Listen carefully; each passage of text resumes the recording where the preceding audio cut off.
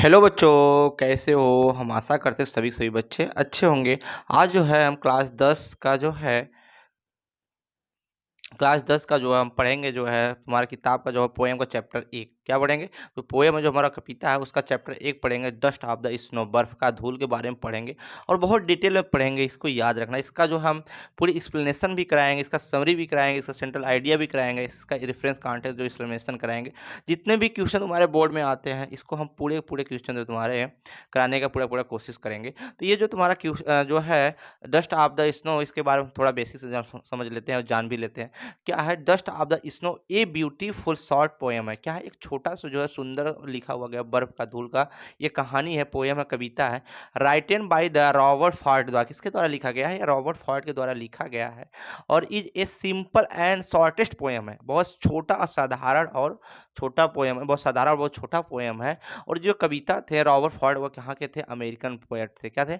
American लेखक थे। यहाँ ये अमेरिकन के है। इसके बारे में हम पढ़ते हैं बहुत डिटेल में, क्या है क्या नहीं, सबको एक एक चीज़ को समझते हैं। इसमें क्या है, इसमें कुछ तो पहले हम कुछ इसका बेसिक बता दें। इसमें क्या है कि जो हमारे रॉबर्ट फॉर्ट थे वो अपने जो दिनचर्या अपने जीवन पर आधारित जो है पोएम लिखे हुए हैं।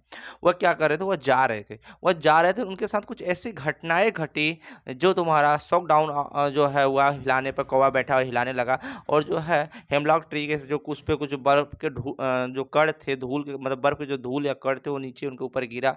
तब उनके पहले उनका मन जो था बहुत दुखी था, नकारात्मक वाक्य सोचते रहते थे। फिर इसके बाद क्या हुआ, जब उनके ऊपर धूल का कड़े गिरे तो उनके अंदर एक पॉजिटिविटी जो थिंकिंग आई, एक जो है सकारात्मक विचार आया। उससे उनका मन क्या हो गया? चेंज हो गया और वह सोचे कि जो समय मैंने पहले बिताया हूँ या मेरा समय जो पहले खराब हो गया, अब जो मेरा समय बचा हुआ सेव द लाइफ या सेव द डे, उसका हम अच्छे से यूज करें, ऐसा अच्छे से प्रयोग करें। उसी के बारे में उन्होंने बहुत डिटेल में इस चीज़ को समझाया है। इसको हम समझने का कोशिश करते हैं। ठीक है, क्या है यहाँ देखते हैं। हमारा क्या हुआ है, पहला लेसन जो है हमारा डस्ट ऑफ द स्नो मतलब क्या है? बर्फ के कण या धूल, जो रॉबर्ट फॉर्ट द्वारा लिखा गया है। ये जो है एक अमेरिकन राइटर थे। कहाँ के थे? अमेरिकन राइटर थे। तो यहाँ पे हम देखते हैं the away A crow shock. सुक मतलब यहाँ पे हिलाना। हर ये चीज को समझते चलना। यहाँ पे सुक मतलब होता है हिलाना। क्या होता है? सुक। सुक मतलब होता है हिलाना। ही हिलाना। सुक मतलब हिलाना होता है। सुक the dust of the snow, बर्फ के धूल के कण, फ्रॉम ए हेमलॉक ट्री। क्या? From a hemlock tree. Hemlock tree मतलब होता है, हेमलॉक ट्री का जो अर्थ होता है एक पॉइजनस पेड़ के लिए होता है, ए पॉइजनस ऑफ द ट्री के लिए होता है। क्या होता है? हेमलॉक जो है ए पॉइजनस ए प्लांट ट्री होता है जिसमें विथ स्मॉलर जो व्हाइट फ्लावर, उसमें सफेद सफेद फूल लगते हैं जिसको हम धतूरा के नाम से भी कभी कभी जानते हैं। तो ये क्या था? हेमलॉक ट्री जो है एक पॉइजनस ट्री था। कैसा था? हेमलॉक जो ट्री था, याद रखना, जो ये हेमलॉक ट्री है, हेमलॉक जो ट्री है ये क्या था? ए तो यहाँ पे एक पॉइजनस ट्री था। इस हर चीज को समझना है। पॉइजनस ट्री था मतलब जो है यहाँ पॉइजनस ट्री था और इस पे जो था तुम्हारा क्या लगते थे? स्मॉल जो है व्हाइट फ्लावर लगते थे। स्मॉल जो व्हाइट फ्लावर लगते थे इस पे, उस चीज को यहाँ देख रहे हैं। तो अब इसको हम समझते हैं।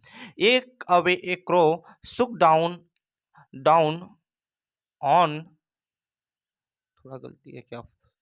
सुक डाउन ऑन है, सॉरी, यहाँ पे जो सुक डाउन ऑन है, सुक डाउन हो, सॉरी, सुक डाउन ऑन मी, सुक down on me the dust of snow from a hemlock tree. तो एक चीज समझो, हर चीज समझते हैं। जब रॉबर्ट फॉर्ट ने अपने घर से बाहर निकला, क्या हुआ? जब रॉबर्ट फॉर्ट ने अपने घर से बाहर निकले, मतलब जो कवि थे, जो कवि भी जो भी थे, उसमें इसने क्या किया है? एक बहुत छोटे से, बहुत मतलब recounting the poem of the recounting a small incident that change his mood. उसने क्या किया? उसने बहुत छोटे से जो है घटना के वर्णन किया है। मैंने बताया ना कि क्या स्मॉलेस्ट पोएम है, बहुत छोटे से जो है घटना के बारे में वर्णन किया था।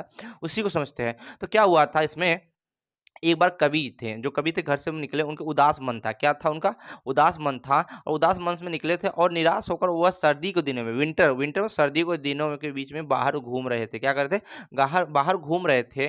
तभी वहां पे जो है कवि एक हेमलॉक पेड़ के नीचे जाके आराम करने की कोशिश किए। क्या किए? हेमलॉक ट्री के नीचे जो है पोएट वाज स्टैंडिंग अंडर। तो हर चीज समझो, द पोएट वाज स्टैंडिंग जो है standing under under a hemlock tree. और पेड़ के नीचे आराम करने के लिए क्या सोचे? या कभी जो हेमलॉक पेड़ के नीचे क्या किए? गए, हिमला अंडर मतलब नीचे गए, गए और वहाँ पे क्या हुआ स्टैंडिंग मतलब खड़े थे या खड़ा थे या खड़े हुए थे, ठीक है?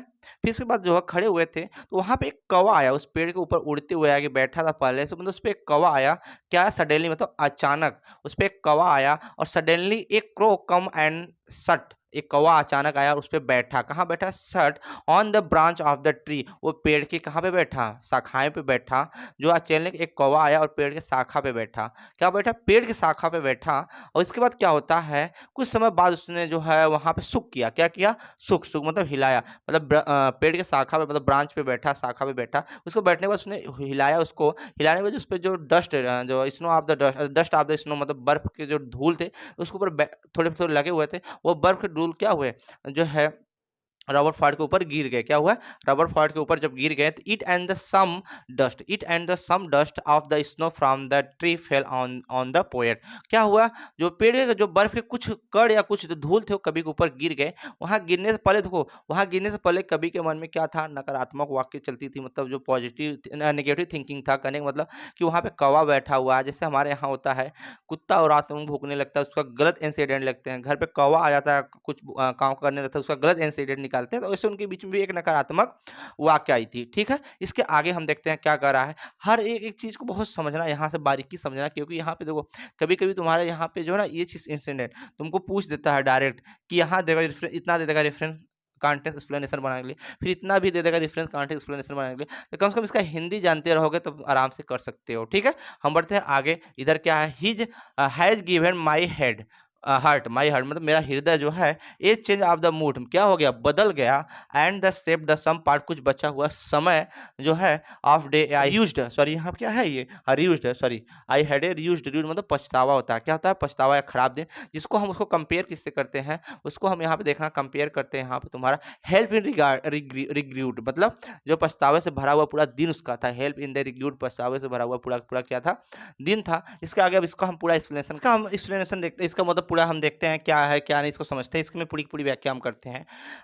हैज़ गिवन माई हर्ट, उसका हर्ट क्या हुआ? जब उसके ऊपर जो है कौवा ने क्या हुआ? सुक किया है, ब्रांच ऑफ द सुक ब्रांच को हिलाया, उसमें से डस्ट जो कुछ धूल के कण जो उसके ऊपर पोएम के या जो लिखने वाले कवि थे, रॉबर्ट हार्ट के ऊपर गिरे। उसके बाद उनके मन में क्या चेंजिंग आई, यहाँ पे हम देखते हैं क्या होता है। The poet change his mood, क्या हुआ? हिज मूड टू हैप्पीनेस, उनका मन कैसा हो गया? जब गिरने के बाद उनके ऊपर ये धूल के कण गिरे, तो उनका मन क्या हुआ? एक अच्छा, सुंदर और एहसास महसूस किया, हैप्पीनेस होने लगा, मतलब खुशहाली होने लगा। तो आज होने लगा, अजली क्या कर रहा है? अचानक the suddenly touch of the snowflakes the garden is the hurt, जब उनके क्या हुआ, जब अचानक उनकी हुई बर्फ के टुकड़े उनके स्पर्श किया, उनके ऊपर गिरा, क्या हुआ? और किया तो उनका मन क्या हुआ? एक प्रसन्न हो गया, क्या हो गया? जब उनके ऊपर बर्फ के टुकड़े गिरे या बर्फ के जो कण गिरे, तो उनका मन ऑटोमेटिक क्या हो गया? प्रसन्न हो गया। इससे इसी घटना इसमें कह रहा है ये चेंज ऑफ द मूड, और उन्हीं पे उनका क्या हो गया? मन पूरा पूरा क्या हो गया? बदल, उनका मन या हृदय सब के सब क्या हो गया? प्रसन्न भी हो गया और पूरा पूरा बदल गए।